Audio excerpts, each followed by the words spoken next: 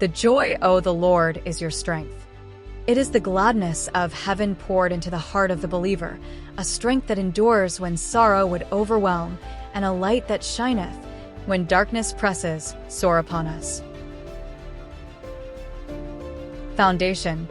Joy in the Lord isn't just an emotion, it's a structural foundation. Like a well-laid footing, it stabilizes everything else in life. Alignment. Joy aligns our perspective with God's truth. It keeps us from drifting off-center.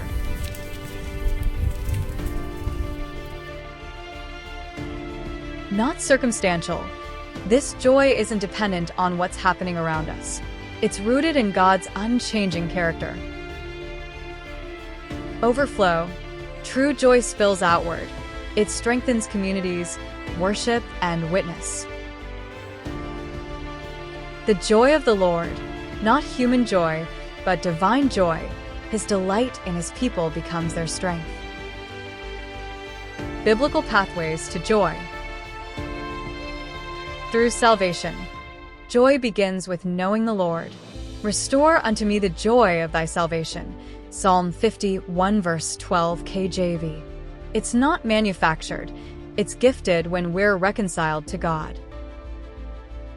Through obedience.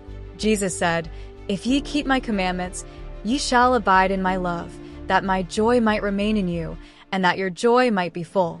John 15 verses 10 to 11 KJV. Joy flows from walking in alignment with him. Through the Spirit. Joy is a fruit of the Spirit. Galatians 5 verse 22 KJV. It's cultivated as we yield to him, not forced by circumstances.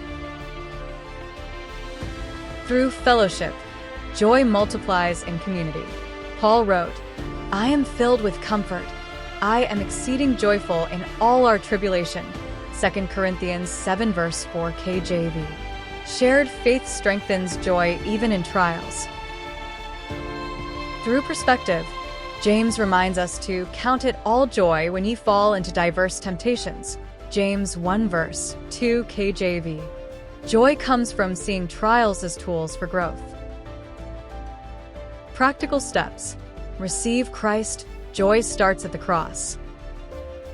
Stay rooted in Scripture. Joy is strengthened by truth. Pray and worship. Joy is renewed in his presence.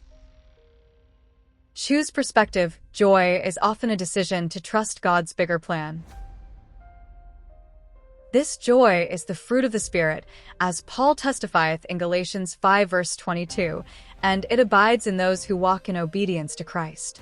Yeah, our Lord himself declared, "These things have I spoken unto you, that my joy might remain in you, and that your joy might be full."